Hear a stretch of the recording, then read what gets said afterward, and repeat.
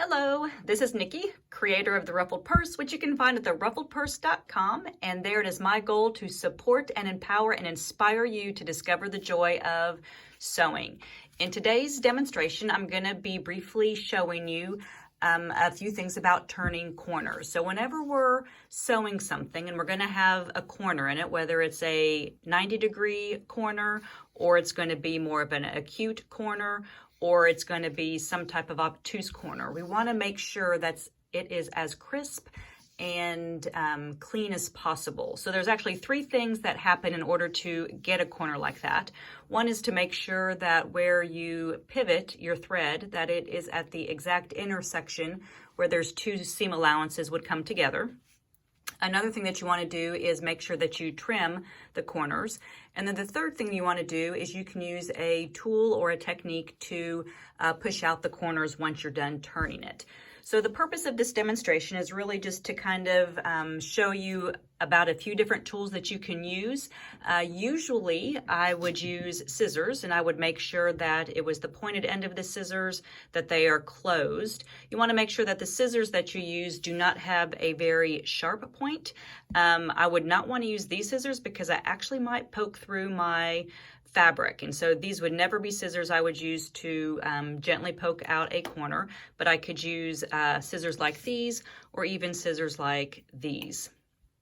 I've got some other tools up here that I'm going to show you, or you can go to the actually I'm not going to show you these, they're just kind of up here at the top because I really want to more demonstrate. But if you go to the post that is linked in the notes below this video, you'll be able to see all the other tools.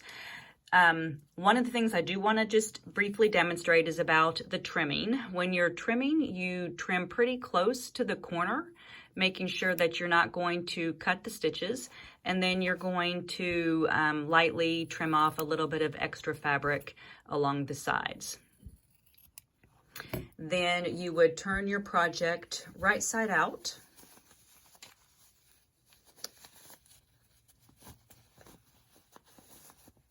And I want to make sure that I'm showing you the corner that I trimmed, because I'm going to show you a different technique in a different video at the bottom. So this is the corner that I trimmed. I'm going to kind of pull all this out too.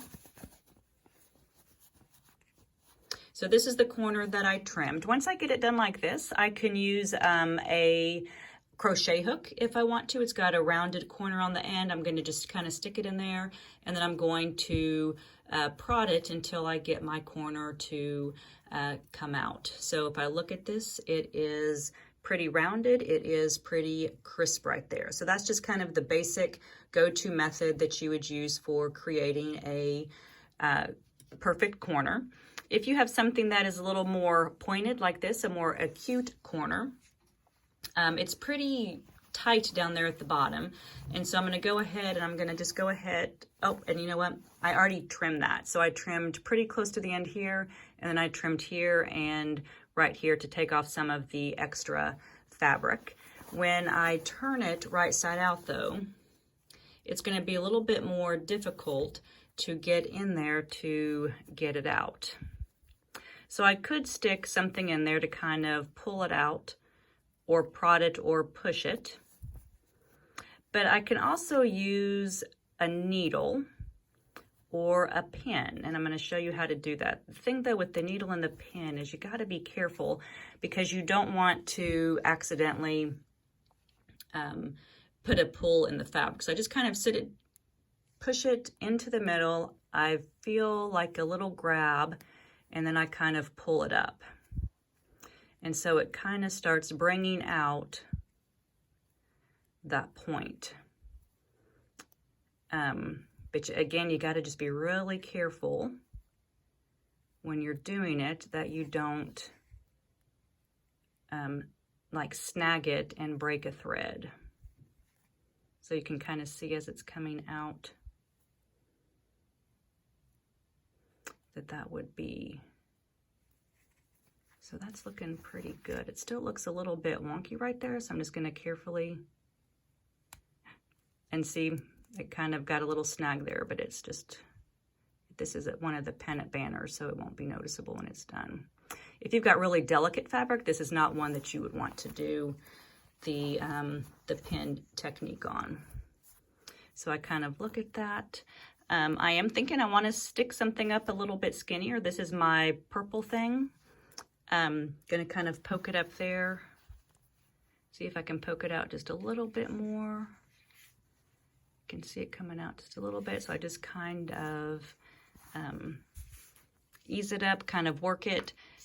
It's looking pretty good. I want to see if I can maybe get it out a little bit more pointed. So you kind of look at that. This is going to be a pennant banner.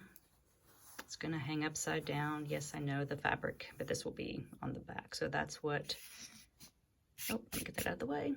That's what it will look like right there. Just kind of prodding it out and then kind of picking with the pen. So this is Nikki, creator of the Ruffled Purse, which you can find at theruffledpurse.com, where my goal is, again, to support and empower you in the joy of sewing.